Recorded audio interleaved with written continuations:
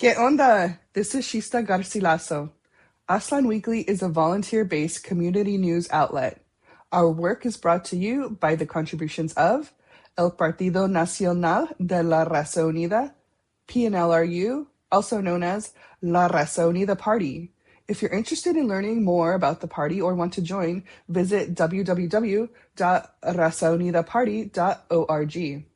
Our show is also brought to you by Maíz Papin Press, a raza-based publisher producing cultura para la raza. For more info, visit their webpage, www.maizpapin.com, or find them on social media by searching at Maíz Papin Press, and keep a lookout for their upcoming book, Once Upon a Time in Occupied Aslan, by El Indio, copyright 1985.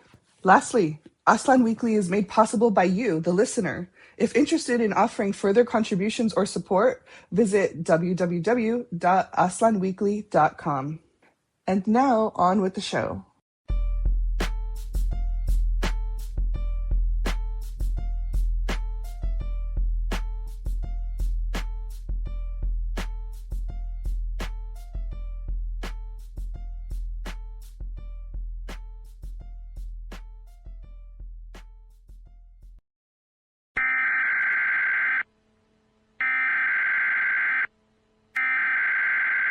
We interrupt this program for a special news bulletin. There is a signal broadcast every second of every day. Look around the environment we live in. Carbon dioxide, fluorocarbons, and methane have increased. We are resource to them. They want benign indifference. They want us drugged. We could be pets. We could be food. But all we really are is livestock. Our impulses are being redirected. We are living in an artificially induced state of consciousness that resembles sleep. The poor and the underclass are growing. Racial justice and human rights are non-existent. They have created a repressive society, and we are their unwitting accomplices. Their intention to rule rests with the annihilation of consciousness. We have been lulled into a trance. They have made us indifferent to ourselves, to others. We are focused only on our own gain. Please understand, they are safe as long as they are not discovered. That is their primary method of survival. Keep us asleep, keep us selfish, keep us sedated.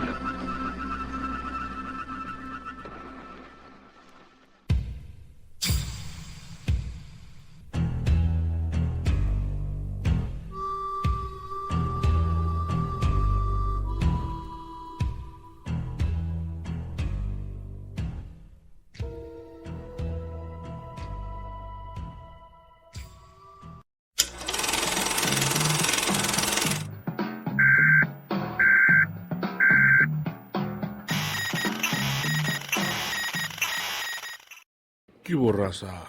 Yo soy Ernesto Ayala. ¿Qué hubo, raza? Yo soy Shista Garcilaso. ¿Qué hubo, raza? Yo soy Robert Ramirez. And this is Aztlán Weekly. Hello, everybody. This is Andrea Martinez coming to you from Roswell, New Mexico, Aztlán. And here is the news that I have for you today. New Mexico has taken a meaningful step toward honoring indigenous culture and healing traditions. The New Mexico Healthcare Authority announced that Medicaid will now cover traditional healing services for Native American members of participating tribes, nations, and pueblos.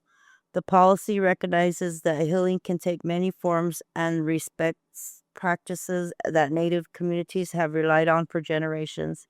As someone who calls New Mexico home, I am proud to see that our state leads the way that uplifts and respects the diverse communities who live here, taking steps to support cultural traditions and community and well-being in ways that many other states have yet to embrace. I love New Mexico. Que viva. Y en noticias desde Arizona, Arizona, as U.S. and Israeli forces continue their bombardment of Iran, the violence is reverberating here on the home front. Vehicles were shot near a North Phoenix mosque as the U.S. goes to war with Iran. And Phoenix Mayor Kate Gallego responded with a pointed message: hate has no place in our city. Protesters and counter-protesters of the U.S. war in Iran also faced off at the Arizona state capitol, resulting in heated shouting matches. We'll be taking a closer look at what's happening to Muslim communities in the Valley and asking, when America goes to war in the Middle East, who pays the price here at home? For more on this news item, visit fox10phoenix.com. And more from Nevada, Aslan. According to the KNPR website, following an unusually wet winter, Death Valley National Park is experiencing a rare, vibrant wildflower bloom across its parched landscape. These fleeting, colorful blossoms are expected to disappear quickly as rising spring temperatures take hold. Park officials advise immediate viewing, particularly in lower elevation areas, before the extreme heat causes the flowers to wither. This super bloom highlights the dramatic environmental shifts characteristic of the Mojave Desert ecosystem. For more information, visit the KNPR website. We'll be right back after a word from our contributors. After these messages, we'll be right back.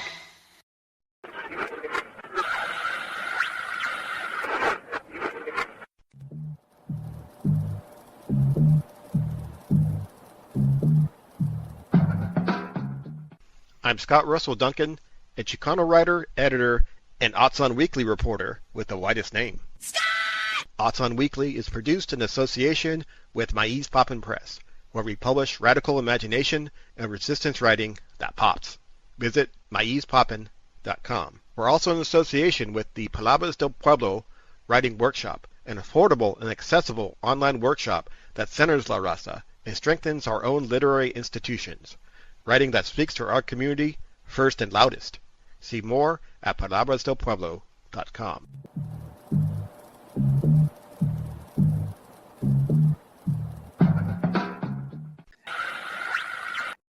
In northern Califas, for the first time in over a century, a pair of endangered California condors is nesting on Yurok tribal land in Northern California. Wildlife experts suspect the birds are incubating an egg within a redwood tree, marking a major milestone for the species.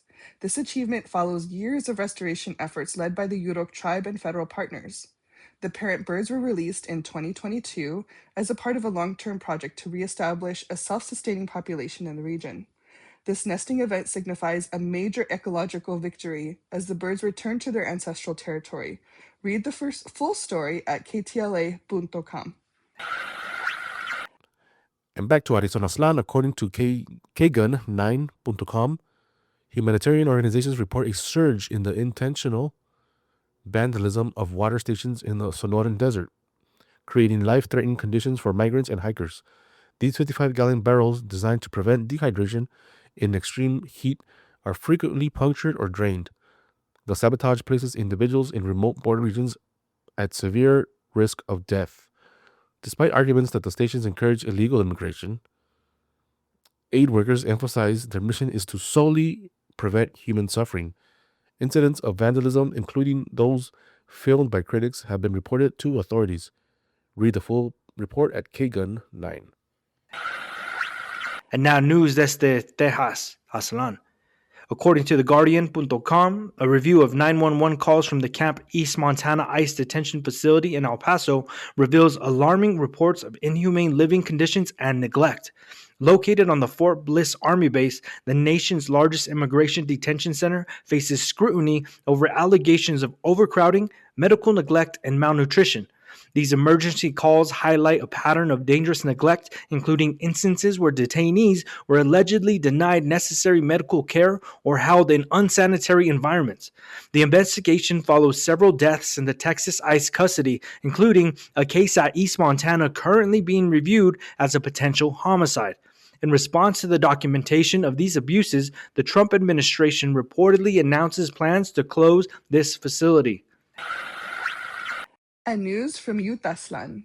Utah lawmakers approved a deal, HJR 30, to sell 22,311 acres of Great Salt Lake lakebed to the federal government for over $60 million, resolving a decade-long boundary dispute near the Bear River Migratory Bird Refuge. The settlement, which aims to secure vital bird habitat, requires all proceeds to be reinvested into projects benefiting the shrinking lake. State officials described the agreement as a win-win that also involved federal commitments to aid the lake's restoration. The finalized deal now moves to Governor Spencer Cox for his signature. Read the full story at the saltlakecitytribune.com.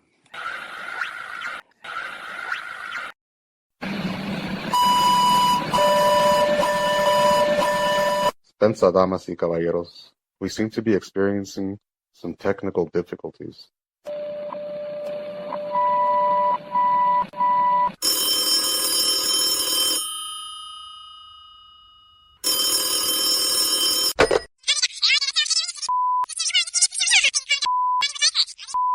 I don't know, just put it in a tape.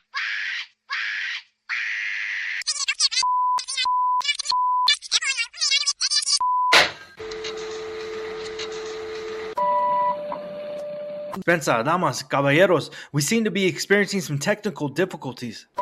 Please stand by.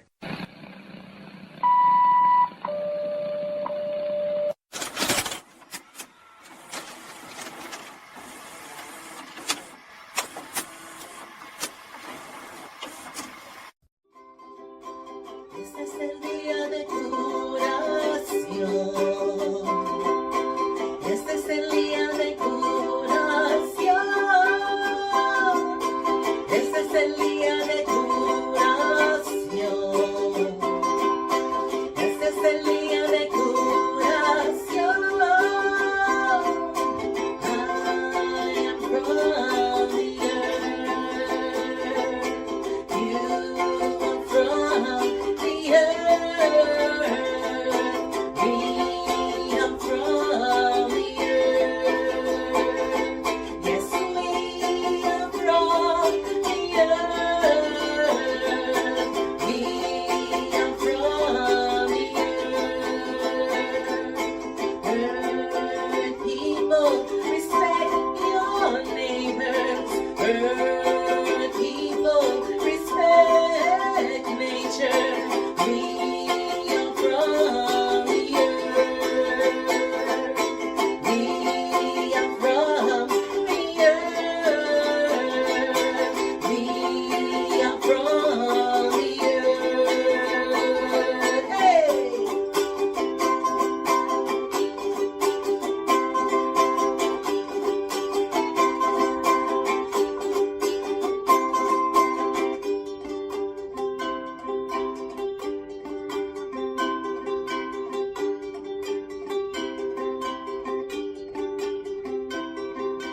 Every morning when we rise, we greet the sun. Meshikatonagyu. Every morning when we rise, we greet the sun. Meshikatonagyu. Meshikatiawi. Meshikatonagyu. Hey! Este es el día de curación. Este es el día de curación. Este es el día de curación. Este es el día de curación. I am from the earth. You are from the earth. We are from the earth. Yes, we are from the earth.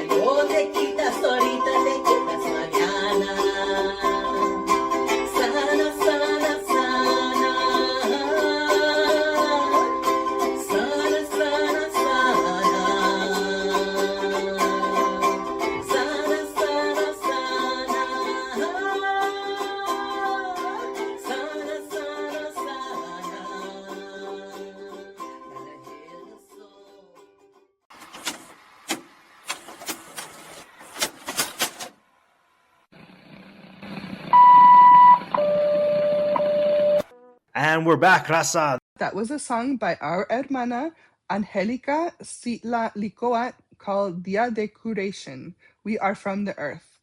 We can find more of their música on YouTube. Search Sitla Licoat 1111.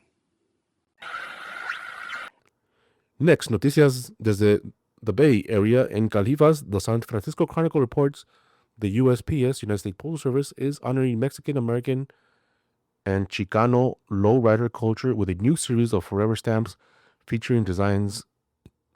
The collection highlights the low and slow aesthetic, including custom pinstriping and iconic vehicles like a 1987 Oldsmobile Cutlass Supreme. A public unveiling and car show will be held on Saturday, March 14th at the San Pancho Bayview Station. This release follows California's 2024 legislation or legalization of cruising, marking a significant cultural acknowledgement for the community. The free event will feature Danza Azteca performances and a display of dozens of customized vehicles. Read the full story at sfchronicle.com. And back to Tejaslan desde El Paso.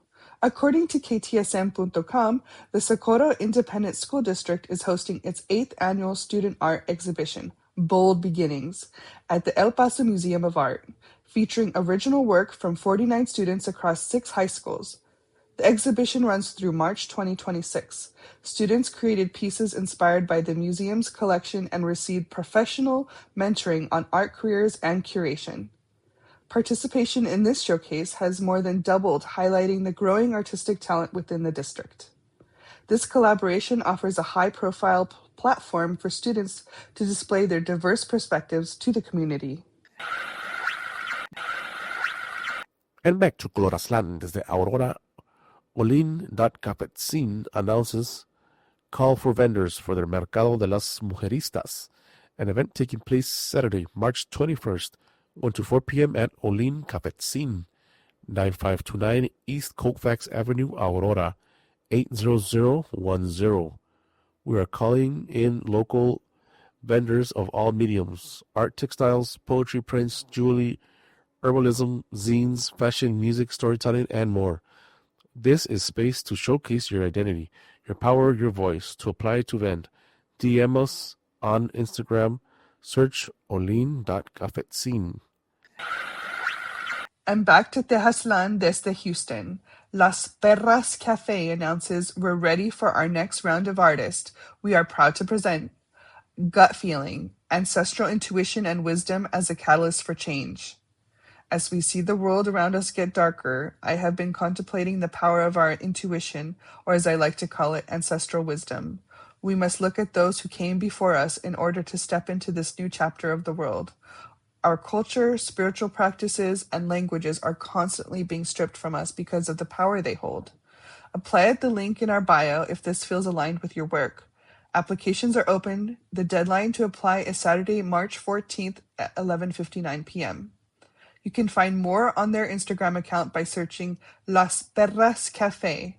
You can also find more from them on their website, lasperrascafe.com. And finally, noticias desde Colorado, Aslan. According to BuffaloFire.com, on March 6, 2026, the city and county of Denver transferred 34 yearling bison to several indigenous tribes and organizations to restore the species to ancestral lands. The Northern Cheyenne Tribe, Navajo Nation, Buffalo First, and the Tall Bull Memorial Council received the animals, contributing to the reversal of near extinction caused by historical hunting and habitat loss. Denver has now provided 174 bison to tribal nations since 2008 and is committed to continuing these donations through at least 2030. Tribal leaders emphasize that the transfer represents a crucial step in cultural healing and spiritual reconnection. Read the full story at buffalosfire.com. And now, eventos en Aslan.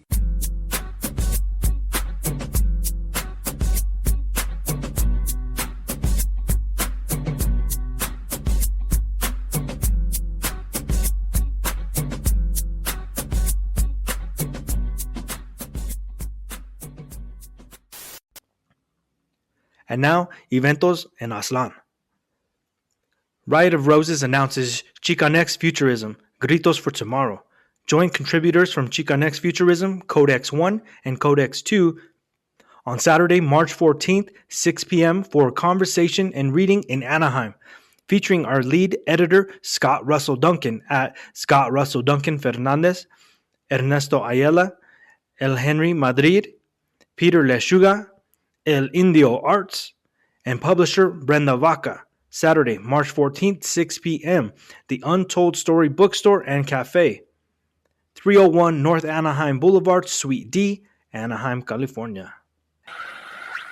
Are you a Latina in Las Vegas who wants to learn how to make your own floral arrangements? Well, join us for our next Vegas Latinas event, Amorcito en Bloom, a floral workshop celebrating the first day of spring, and Dia de las Flores Amarillas. You'll learn the basics of floral design by Amorcito Corazon, who creates absolutely stunning arrangements, and she's literally the sweetest. We're going to be creating beautiful basket arrangements using fresh flowers, just like this one. We're also going to be in the beautiful space of Chloe and Mint, so all attendees will have some time to shop around, and a special 10% discount for in-store purchases. Wait, we also just confirmed that Viva Coffee Co. will be joining us as a vendor, so we can have some bomb cafecito while we create. Take this as the perfect excuse to try something new, get creative, and take home some flowers. And the workshop is on March 21st at 11 a.m. Grab your ticket through the link in our bio, and I hope to see you there.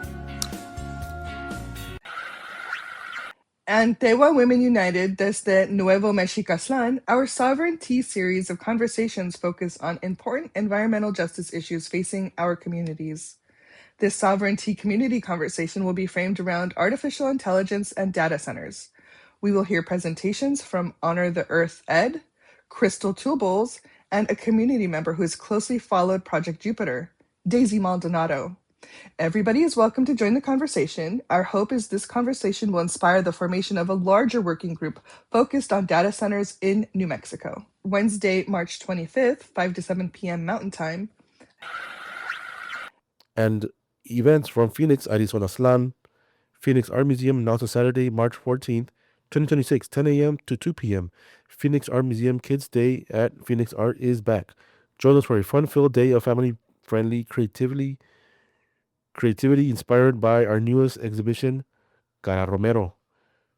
Panupunu Ugay, Living Light, explore art, storytelling, poetry, and performance as we celebrate contemporary indigenous life and culture through hands-on experiences for all ages. Enjoy special arts engagement, programming free for members and included with general admission. Storytime featuring Coyote at the Big Time, a California Indian, 1 to 3 by Lynn Rising. 10:30, 11 a.m. to 12:30. Create your own coiled basket and learn about traditional basket weaving. 10 a.m. to 2 p.m. Poetry making with artist and poet Aileen Dominguez. 10 a.m. to 2 p.m. Build your own American Girl doll inspired box with Create Playdate. 11 a.m. to 3 p.m. Performance art making with Yellow Bird Dancers. 11:30 to 1:30 p.m. Estella and Drowning. I wanted to invite you all to some of my book launch events and to also show you some exciting giveaways that you can get in addition to the book if you attend. So first up, we have a bookmark. It has the beautiful cover art by Sam Rodriguez, as well as some blurbs and quotes from some of my star reviews. Next up, we have a sticker, perfect for your water bottle, your computer, anything that you have with the same beautiful cover art. On Saturday, March 21st, I will be at Mrs. Dalloway's in Berkeley in conversation with my mentor, querida Aida Salazar. Hope to see you all there to get some exclusive giveaways as well as the book. And any educators in the house, please ratify that tentative agreement. We are so close to a contract. Felicidades a todos, and hope to see you soon. Y un evento desde Las Vegas Slan, Nuwu Art announces we have another installment of Art Jams coming up at the Nuwu Art Gallery, hosted by @EgoFlesh from @Scrambled Egg Sexies. Don't worry if you've missed one. We are having one every Friday this month until Nuwu's famous Final Friday event. We invite you to come along, make art, make friends. Feel free to bring materials and a project to work on. See you there. Art Jams this month, Friday, March 20th, 4 to 8 p.m., where Nuwu Art Gallery and Community Center at Nuwu Art, 1331 South Maryland Parkway, Las Vegas, Nevada, 89104. free and open to all. Un evento in Calimaslan, the Monterrey Bay Poetry Consortium welcomes you to enjoy a free evening of poetry on Sábado, March 14th, 5:30 p.m. at the Pacific Grove Public Library, featuring Las Chicas de Círculo de Poetas and Writers, Vicky Bañales, Aidid Medina, Diosa Xochiquetzalcoatl, and Adela Najarro. When? March 14th at 5:30 p.m. Where? The Pacific Grove Library, 550 Central Avenue, Monterrey Bay, Califas. And from Arizona Aslan, there's the Phoenix Backpacks for Kids. Arizona shares their monthly food distribution calendar. The following is the food distribution schedule for March 2026. Distribution days and times are Tuesdays, March 3rd, 10th, 17th, 24th, and 31st, from 11 a.m. to 12:30 p.m. For Client Choice Wednesdays, March 4th, 11th, 18th, and 25th, from 6 p.m. to 7:30 p.m. For Pros and More Thursdays, March 5th, 12th, 19th, 26th, from 6 p.m. to 7:30 p.m. for Client Choice. Please be advised that you can visit for produce and more every Wednesday. However, you must select either Tuesday or Thursday for your Client Choice visit. Our facility, Backpacks for Kids Arizona, is located at 6819 North 21st Avenue, Suite N, Phoenix, Arizona, Aslan 85015, with the entrance located at the rear of the building. Upon visiting, please ensure you have a valid ID and bring your own bags. Should you have any questions or concerns regarding the schedule, please feel free to notify us. For more info, visit their webpage, BP4, as in number 4, BP4KidsAZ.com. That's BP4KidsAZ.com.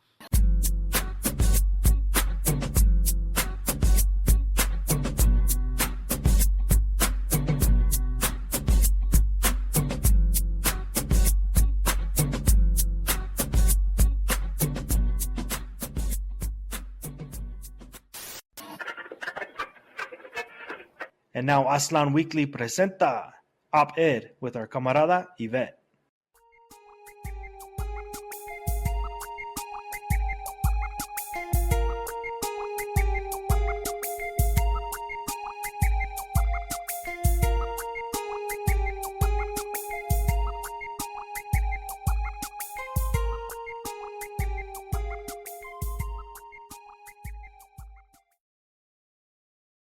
Hello, Raza. This is Yvette Xochillot, reporting for Aslan Weekly from Orange County, Southern Califas.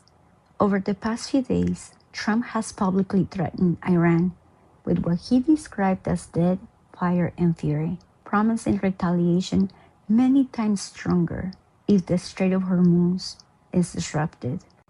Recently, we have been hearing something that is making every person on the planet hold our breath.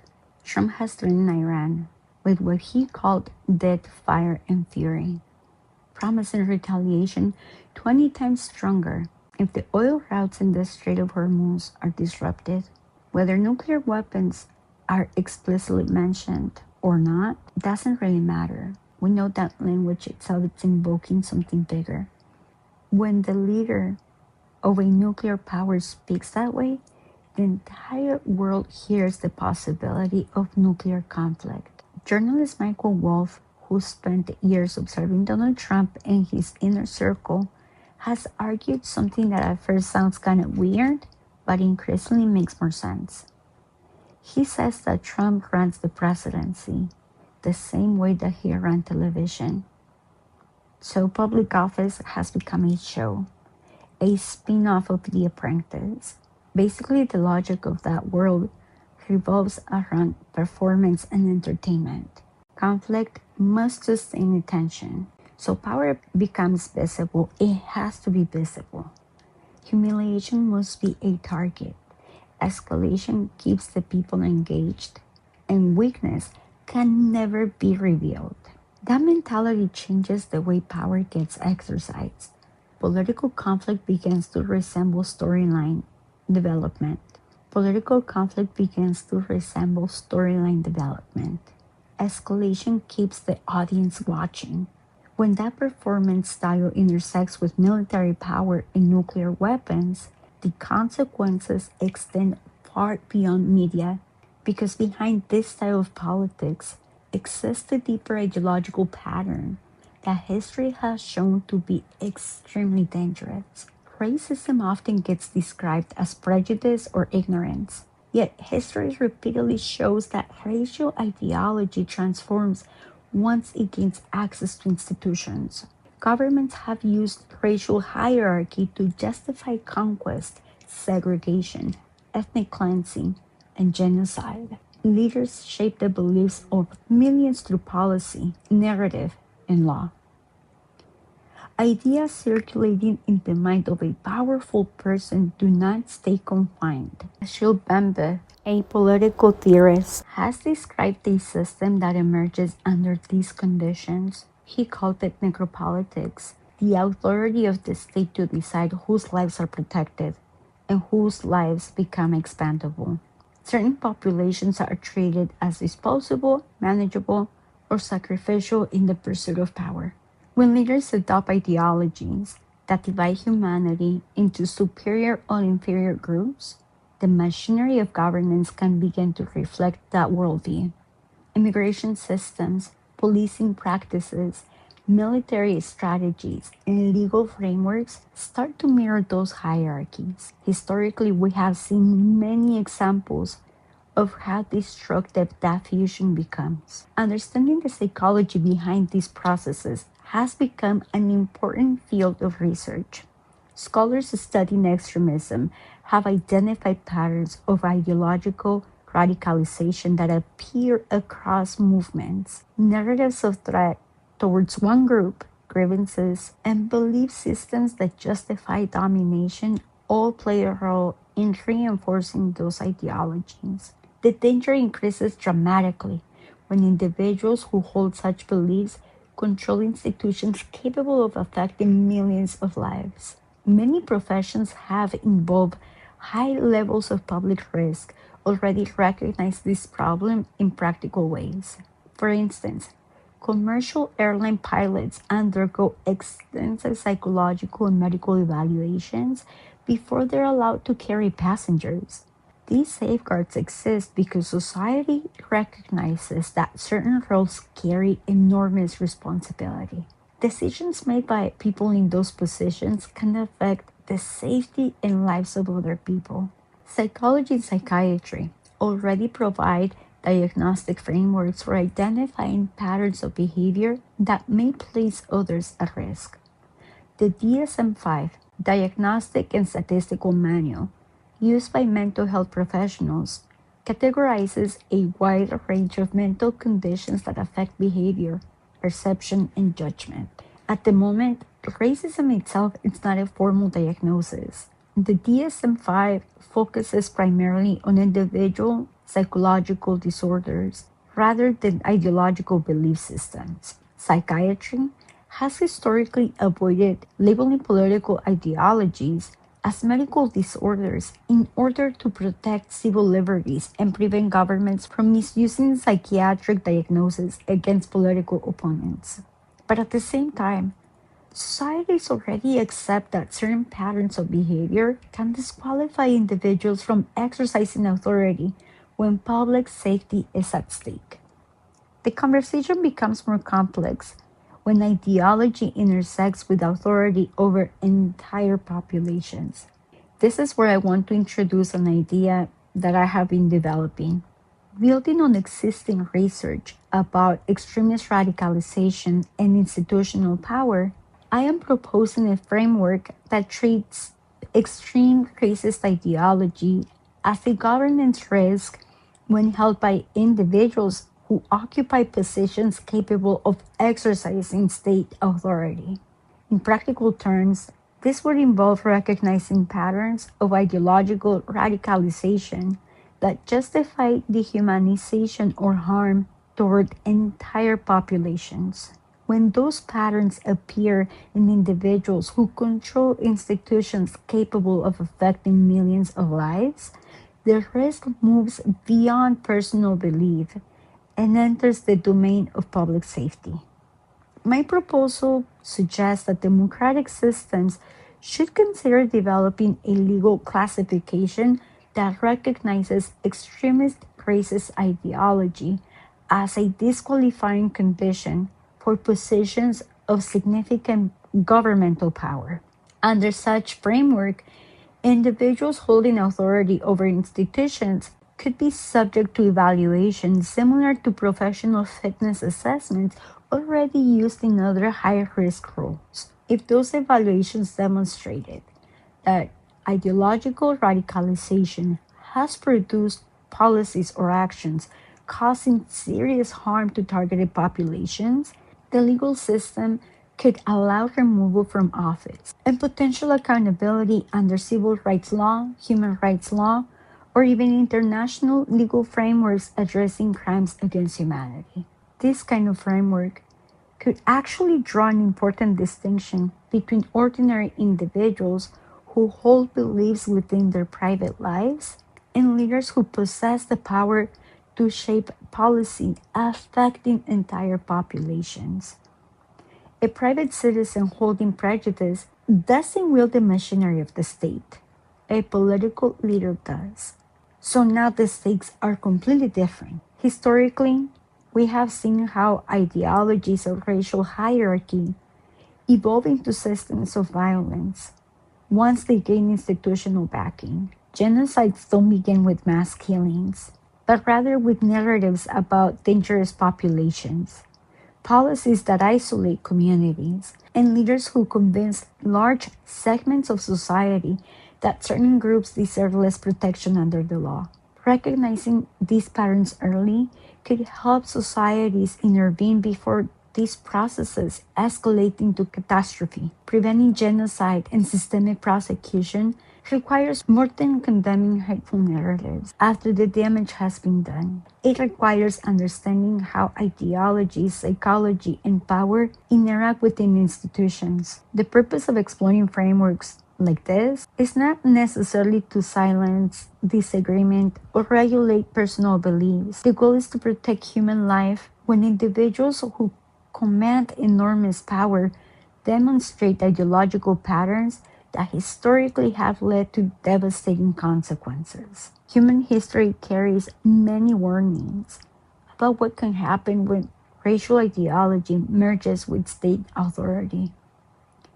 Listening to those warnings remains one of the most important responsibilities of our time.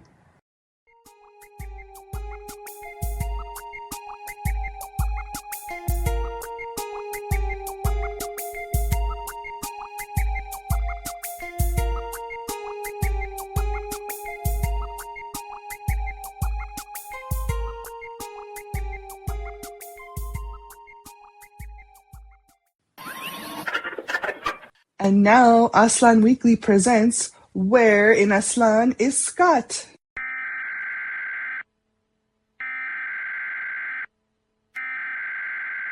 We interrupt this program for a special news bulletin.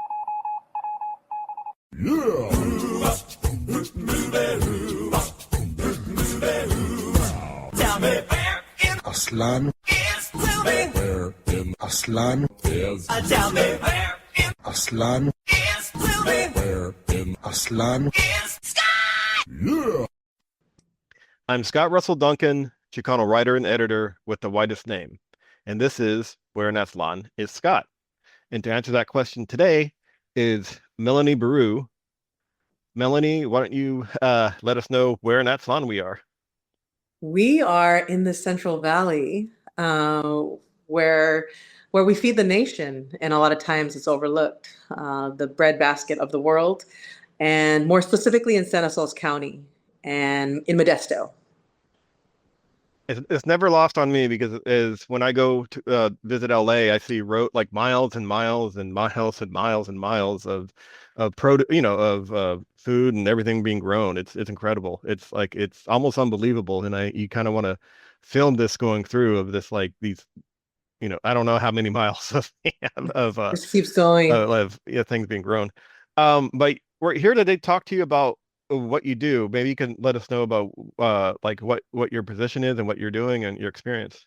Absolutely. So currently, I teach college courses at a local community college, Modesto Junior College. But I teach on campus and I teach online. But more specifically, I teach at our county jail.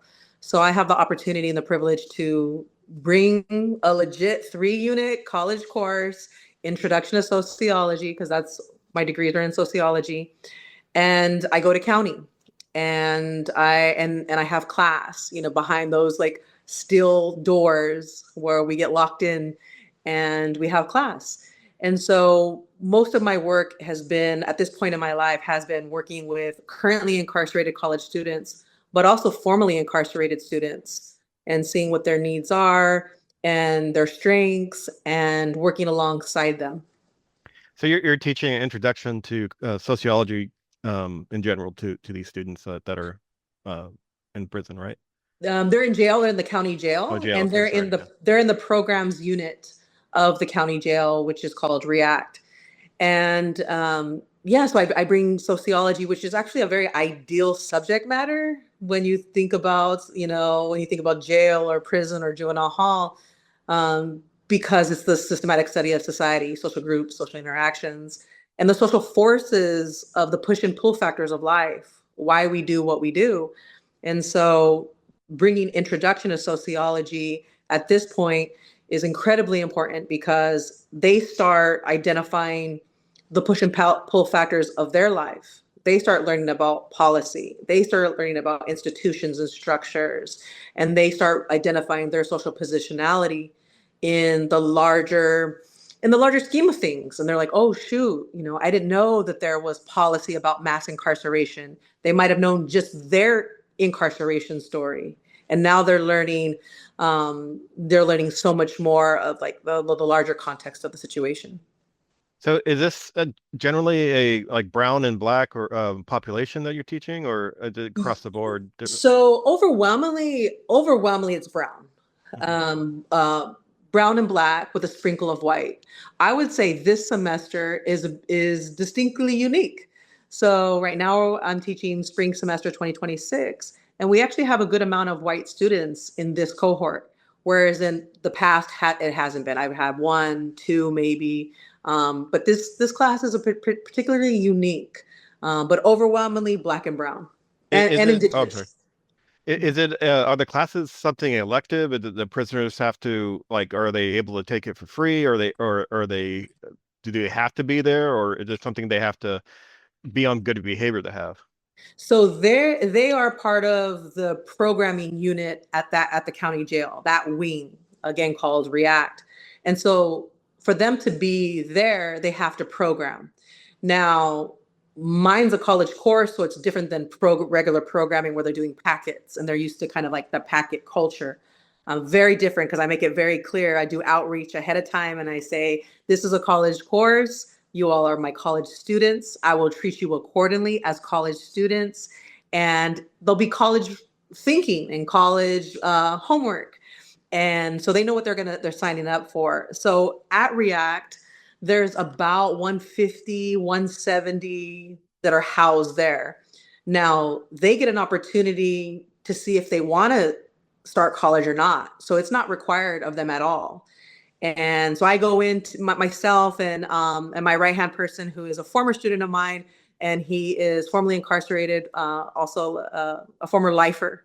And he graduated with honors, transferred from MJC to UC Merced, graduated at the top of his class, and is looking at getting a master's degree.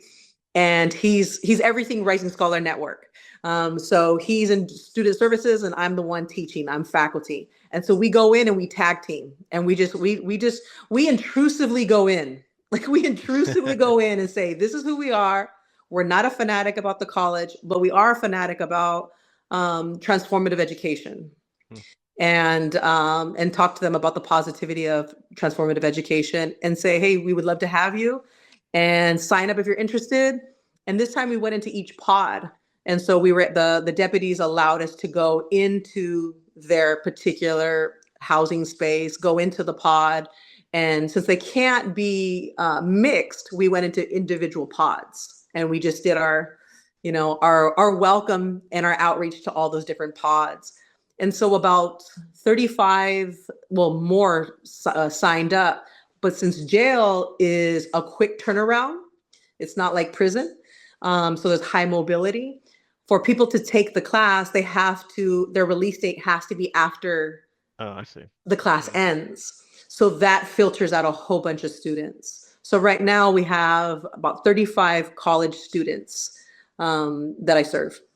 That kind of brings out the question. So I think the last time that I actually taught something when I was I subbed a class from an old professor for a few months, and the level of apathy had not come across. And it's really shocking that the college students were, like disinterest, apathy, disgust in their faces. I kind of think, is there something different in the prison where they maybe want to be there more? And like perhaps you could tell us what it's like teaching, as far as like how the students or if they're more motivated. My currently incarcerated students are my best students by far. I love all my students, but it's a teacher's dream to teach inside because they're hungry. They want to be there. They go above and beyond. They have lived experience that's valued, and they want to share about their lived experience. And so every time I offer a class, they go above and beyond. I'll say, here's 2 homework assignments for the week, and they'll answer things in the back of the book that I didn't require them to do. They're like, oh, I took the quiz in the back of the book. Oh, I responded to the essays in the back of the book. And I'm like, you didn't have to. And like, yeah, I know. I'm like, this never happens on the outs, ever. And so they go above and beyond. One of my students, and I mentioned that last week, the first day of class, he had his, during break, he did his homework. And he did his homework and he turned it in, and it was, no one's ever turned in their homework on the first day of class. Yeah, that was amazing. Yeah, I recall hearing that. Yeah, and I'm just like, they blow me away every single time. Their hunger, their drive is unparalleled. Would you say a lot of the students are like traditional college age, or there's some of them are a little bit older, or no? No, they're all over in terms of the spectrum. I would say my eldest student on the inside was 64. I would say my youngest student is probably 19, and everything in between. But I would say majority of them are older students. They are mostly late 20s, all the way to 40s for the most part. They're considered non-traditional college students. Yeah, I think, I went to a junior college initially, and actually the different ages I always thought would provided a lot different perspective, and that's actually strength. Yeah, I think what do you think most of these students that are in jail, like are they planning to continue their education outside, or are they just it's for college credit, correct? And so Yes. they're looking to transfer, I suppose, right? Yes, it's a range of different reasons that they start this college course. Many of them are first generation college students, and one student told me years ago, I'm using my time rather than my time using me. And so they're taking advantage of their time. Their entry points and their whys are very different from each other, but many of them, this is the beginning of, okay, I'm taking this college course, and then let me see what next. So there's oftentimes like a question mark. Some folks know, I want a career. I'm sick and tired of whatever, and I want a career, and I know what I want to go into. Others are like, let me see if I can do this. And I'm like, absolutely, you can do this. Sociology, I always say, you're already a street sociologist. You're already reading the room. You're already reading the world. And now we just have to put, so now we just do it in an academic sense so that you're street smart and you're also book smart. And you become even more fierce with knowing those two worlds, where the majority of people only know one world. They only know the street world, or they only know the book academic work. I was like, you all will know all of it. And so a lot of times they'll come in and have like a question mark of, I don't know what I'm going to do with this. By the end of the class, they're like, I'm going to connect with you when I get out. I can't wait to get, my financial aid situated. I need to get my ed plan going. I mean, by the end, they are ready to continue their education. And it's wonderful when they get on the outside, because then I'll get a phone call, I'll get an email, I might get text from David, who is Everything Art Rising Scholar Network, and he'll say, "Guess who's here with me?" And I'm like, "Who is it?" And he'll tell me, or he knows to send me a selfie of them, and he'll send me a little selfie of them. I'm like, yes, they made it to the Rising Scholar Network Center, which is called the Rise Up Center, and then they continue their education. So it's beautiful to see them follow that pathway. Yeah, that sounds amazing, really. So you continue that relationship afterwards with a lot of them, right? Where they are able to get more support, like after they get out and they're able to go to. Do you know? I mean, maybe this is another question. Do these colleges that they continue on, do they offer anything special, like to help like people who are incarcerated? Yes. Well, the program that we're part of is the Rising Scholar Network. So it's system impacted folks, right? So it's formerly incarcerated or currently incarcerated college students, juvenile hall, jail, prison, any type of kind of detention center. And so we offer, what is it called? Priority registration. We pay for books. We get them situated with, if they need Wi-Fi, we'll get them situated with Wi-Fi, get them situated with financial aid. They have their own counselor, so they don't have to feel like ashamed. They don't have to like be, apologetic about things that, maybe a counselor doesn't know about incarceration. And so they come to a center that is a community of formerly incarcerated college students. And those students, who are also many of them are my former students, they started a club. And they started a Rising Scholar Network club, and all of them are formerly incarcerated. And they're building a community on campus. And so when I'm on the inside telling my students, I always tell them, I said, on the outside, there's a whole community of formerly incarcerated college students. And then I invite that club in so they meet their community. That's one thing for me to talk about it, and it's just words. But then I'm like, okay, here's the president, here's the vice president, right? Here's the secretary. And then they come in and they can talk to their community. And the whole point is to create a pathway. Just like that there is a school to prison pipeline, we're trying to do a prison jail pipeline to a pathway to college. We're reversing it. Because we know that recidivism rate drops significantly once you introduce higher education into their life. Oh, that's great. Yeah, I really love the sound of that. And it also makes me think a lot of times, particularly in California universities, Raza goes to school, but mostly drop the first year. It's a huge number. And I remember I must have gone to where I went to university on Brown Day because I saw a few brown people and I thought, oh, okay, it'll be all right here. And then turns out I was the only one of the only ones on campus. Exactly. Well, and what we see is, in my experience in the jail, overwhelmingly, it's brown men that are taking my class, right? So they're Chicanos, self-identified Chicanos. Many of them clicked up to their specific gang, who are wanting to change their life. And so while we see the high dropout rate in college on the outs, this is the number one population that I actually work with inside the jail. Well, I want to commend you for your work because it sounds fabulous. We need education across the board in our community, but in particular, I think, to give opportunity for education for people who are incarcerated is amazing. But I think we need to end here. So okay. I want to thank Melanie Baru for her time here, and this has been Buenas Noches, Scott, right here. And stay tuned for more Autzon Weekly programming. Thank you.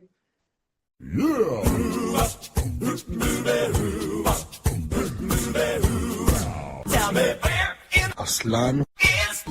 Where in Aztlán is Aztlán? Where in Aztlán? Yeah. And now we return you to our regular scheduled program.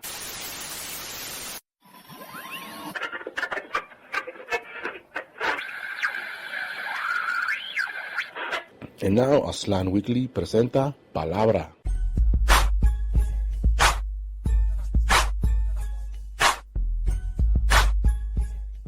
Nosotros entendemos muy bien en nuestro análisis que los ataques en contra del pueblo de Irán por Estados Unidos son los mismos ataques que regresan aquí en la isla de Tortugas, en casa, en contra de la gente indocumentada que está siendo desaparecida, asesinada por ICE, que está siendo encarcelada, igual a los pueblos negros, los pueblos chicanos, la raza mexicana, todos los pueblos de América Latina, los salvadoreños, guatemaltecos, hondureños, bolivianos, los peruanos, toda nuestra raza, nuestra gente del Caribe, ¿verdad? Seguimos en lucha, estamos en solidaridad con todos los pueblos oprimidos. En conclusión, yanquis fuera de Teherán, sionistas fuera de Teherán, hasta la victoria siempre.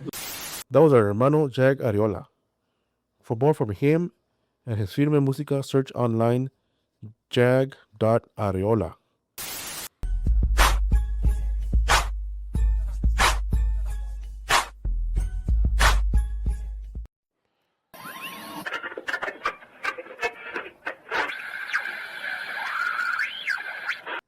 And now, Aslan Weekly presenta Hablas Nahuatl?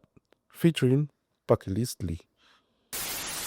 Piali Mojuantin, today I want to help you say the most common Aztec/Mexica gods' names. We'll start with Chalchutlicue, Chalchutlicue, Coatlicue, Coatlicue, Coyolxauqui, Coyolxauqui, Ejecatl, Ejecatl, Huitzilopochtli, Huitzilopochtli, Mictlanteuctli, Mictlanteuctli, Quetzalcoatl, Quetzalcoatl, Tezcatlipoca, Tezcatlipoca, Tlaloc, Tlaloc, Tonatiu, Tonatiu, Xipeutotec, Xipeutotec, Xochipili, Xochipili, and Xochiquetzal, Xochiquetzal. Tell me which ones were the hardest for you to pronounce, and tell me which ones you're most surprised about how you pronounce them in the comments. Tlaxcamati.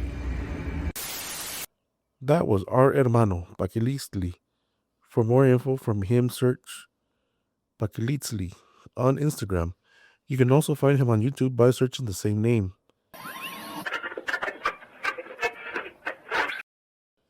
And now, Aslan Weekly presents Maestro Speaks con Rafael Avitia. What's up, gente? What's up, Raza? Just want to do a quick update on this war, this illegal war in Iran. And I want everybody to know right off the bat, 165 little girls, schoolgirls, have been killed. This is not new, and this is news that, for the most part, this administration has been trying to hide and trying to deny that it even happened. The total amount is about 175 people because it included the staff and the teachers. And I bring this to your attention because, as raza, as gente, we are a large in number in population, and many of our own sons and daughters, they serve in this military and have forever. We cannot deny, they cannot deny that our gente, our communities have given their lives serving in the military. You have given up, if they came back, even if they came back alive, they've given up so much, right? With this going on right now, it's a war crime, straight up. And any soldier knows what a war crime is. Any soldier, anybody who's enlisted, they're instructed on this. That has always been the case, that they are not to follow illegal orders.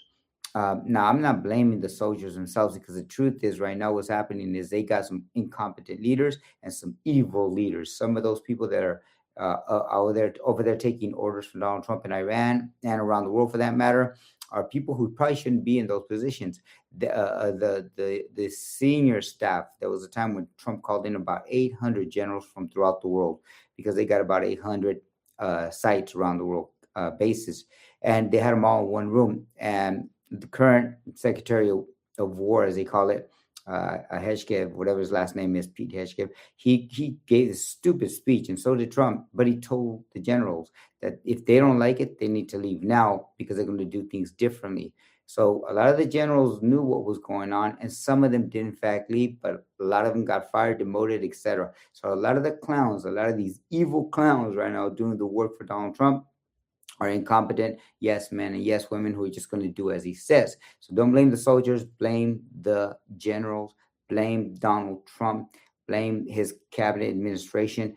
They blame all those people at the top because what they did by killing 165 little girls, they showed either that they're incompetent, don't know what they're doing, or two, they're evil, straight up evil. I think they're a little bit of both, but I think they're more number two because they knew what they're doing. The United States has the most precise when it comes to weapons, the most precise technology. They knew if they can find the leader of Iran and they could target him and his family, and they've been tracking them for months.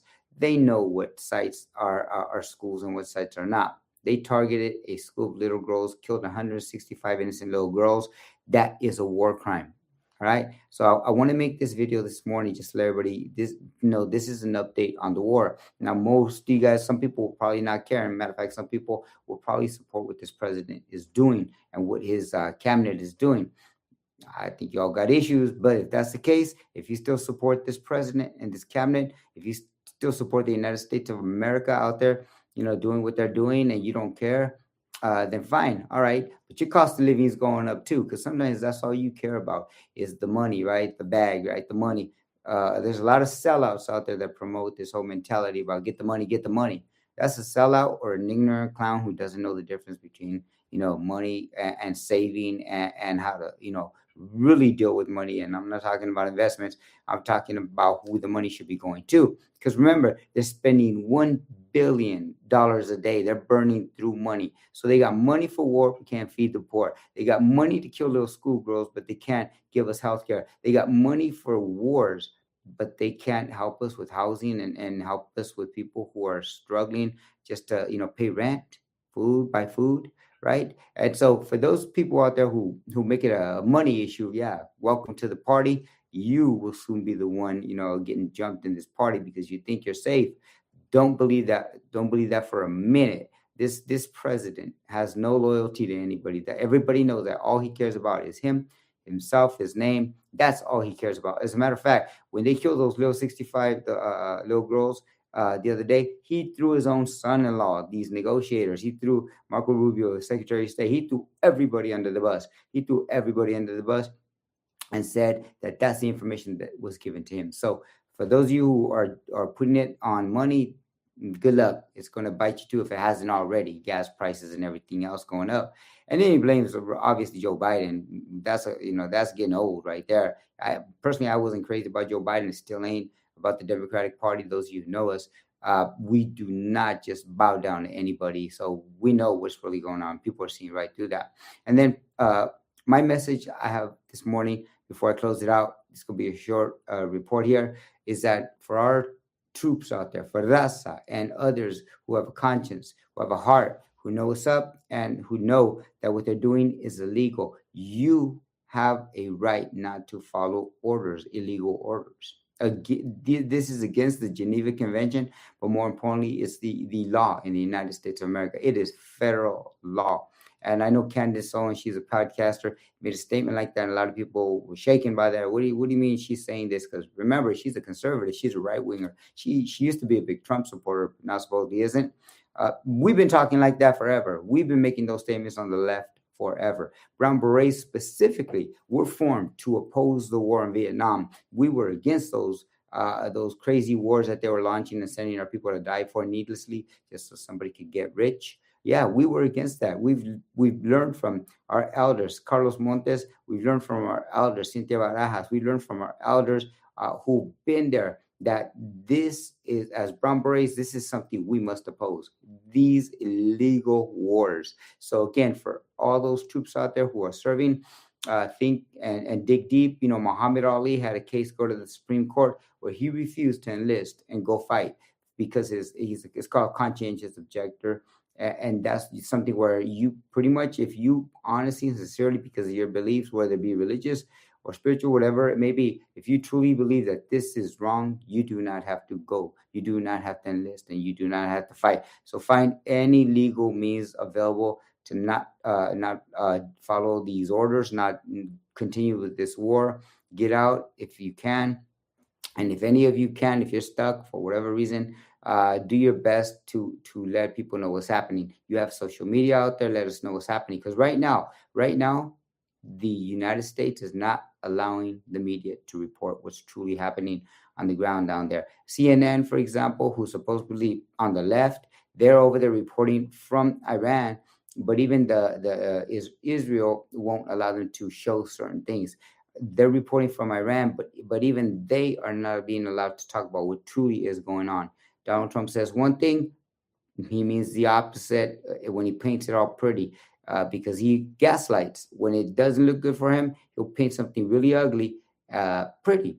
So no, he's lying. A lot of these news stations, a lot of them who are still with in the White House, listening to Donald Trump, they're only there because they allowed to give up their First Amendment right as a press. They allowed to compromise themselves as members of the press.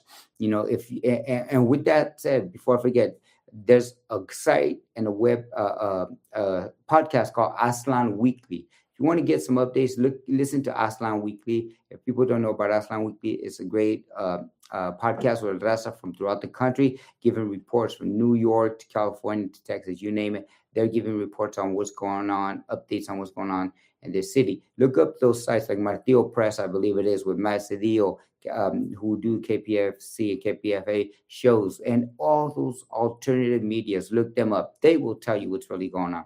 Even listen to Mexican podcasts like Rafita out of Mexico, El Sur, they call him Sur.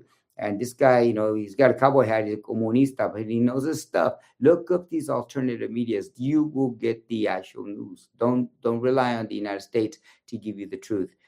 So with that, again, the media is important, but going back to the soldiers, going back because of these little girls, please, men, women, and Raza out there who are serving right now, look into your heart, be a conscientious objector. Don't fall for this hype and this lie. Don't be an accomplice to genocide. Don't be an accomplice to homicide of little girls, such as what we saw happen the other day, where Donald Trump cowardly and selfishly denies that he knew anything, plays dumb. But now we know the truth. A lot of us have known the truth. So do whatever you can to stay out of this war, to not fight this war, or to show us or tell us what's going on. Because we're going to rely on you as eyes on the ground, ears on the ground, to tell us the truth. Because right now we ain't getting the truth. And as Raza and as revolutionaries, we definitely here back home have to have their back when they come back. Because it's going to be tough when they come back. With that, I'm out. Que viva la raza. For more from Maestro Avitia, visit his YouTube page by searching Maestro Avitia, Avitia. And now Aslan Weekly presenta Pa' que sepan. Why is Santa Maria style tri-tip such a big deal in California? Santa Maria style tri-tip is California's barbecue. Born in Santa Maria and shaped by the Chumash, Californios, Afro-Californios, all of Mexican colonial descent, and the local community. Santa Maria style tri-tip starts long before tri-tip itself. The Chumash lived in Santa Maria Valley for thousands of years. Red oak was everywhere because of how the Chumash stewarded the land. They cooked with red oak as part of everyday life long before beef ever arrived there. Cattle and ranching came later through the Spanish colonial system. That system brought livestock and control over land, and the work was done by indigenous people and the people of West African descent who were brought by the Spanish during the colonial system. By around 1790, while California was still under Spanish rule, people of African and mixed African heritage made up nearly 1 in 5 residents in the region that later became California. Afro-Mexicans and Afro-Indigenous mixed heritage and Chumash people were a regular part of ranch life. After Mexico gained independence from Spain, California became a Mexican state, and ranch culture continued. Vaqueros handled cattle and spent long days outdoors. They cooked together using local redwood the same way the Chumash had for thousands of years. The food stayed simple: salt, pepper, and garlic. As Santa Maria Valley grew in the 19th and 20th centuries and California became part of the United States, the barbecue tradition stayed part of everyday life. The Santa Maria Valley Club hosted large community barbecues in the early 1900s, bringing hundreds of people together and helping shape the style. Beef was cooked over open grills fueled by red oak, which defined the flavor. For many years, top block sirloin was the main cut, seasoned lightly so the oak smoke could get through. In the 1950s, a local Santa Maria butcher named Bob Schultz separated tri-tip from the bottom sirloin and started selling it as its own cut. Tri-tip worked perfectly with the red oak grills because people were already using them. This is where we get the modern Santa Maria style tri-tip, cooked over red oak with a simple seasoning that lets the smoke do the work. Today, Santa Maria style tri-tip is still part of everyday life. On weekends in Santa Maria, people cook tri-tip for fundraisers along Broadway and in parks, parking lots, schools, and churches. I remember growing up in Santa Maria, you could grab a paper plate piled with tri-tip, beans, rice, and bread, sit on a folding chair, and call it a perfect day. So next time you eat Santa Maria tri-tip, remember, you can thank the Shumash, Californios, including Afro-Californios of colonial Mexican heritage, and the local Santa Maria community for preserving this barbecue tradition. So have you ever tried Santa Maria style tri-tip, and why do you love it? That was our hermana Julia G. You can find more from her on Instagram by searching Julia X Gone.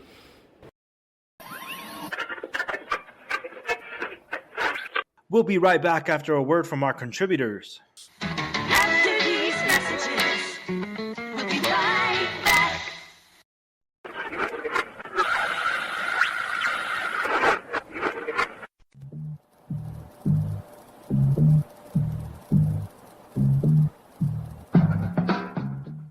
I'm Scott Russell Duncan, a Chicano writer, editor, and Otson Weekly reporter with the widest name. Otson Weekly is produced in association with Maiz Poppin' Press, where we publish radical imagination and resistance writing that pops. Visit maizpoppin.com. We're also in association with the Palabras del Pueblo Writing Workshop, an affordable and accessible online workshop that centers La Raza and strengthens our own literary institutions. Writing that speaks to our community first and loudest. See more at palabrasdelpueblo.com.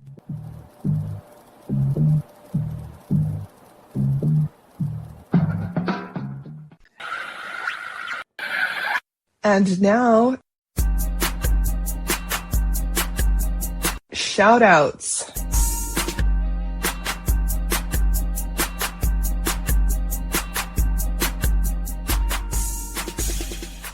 And we also like to make another special shout out to Hennessy Pedro Parker, desde Houston, Texas, for providing his firme music and beats through the program.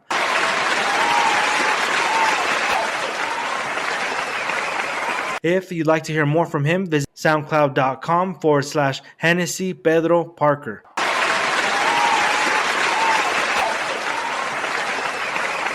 And once again, our camarada Veronica Aliel would like to give a shout out to all Raza who are in any way contributing to building locally in their communities.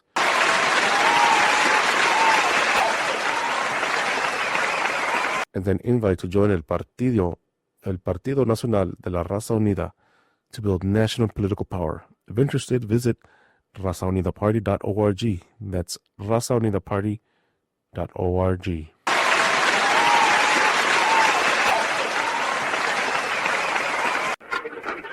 And finally, Aztlán Weekly would like to hear from you, Raza.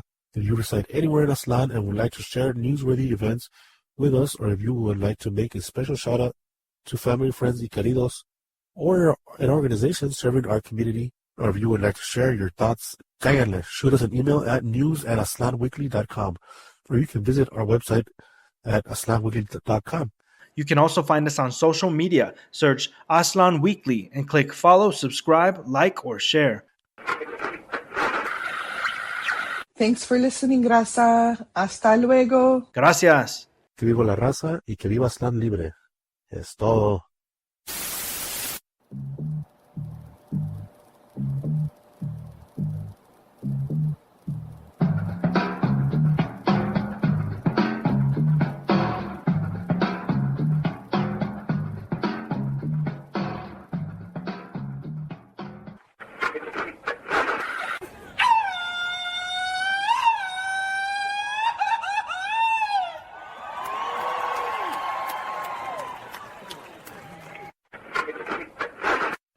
Minutes, Coordinated Universal Time.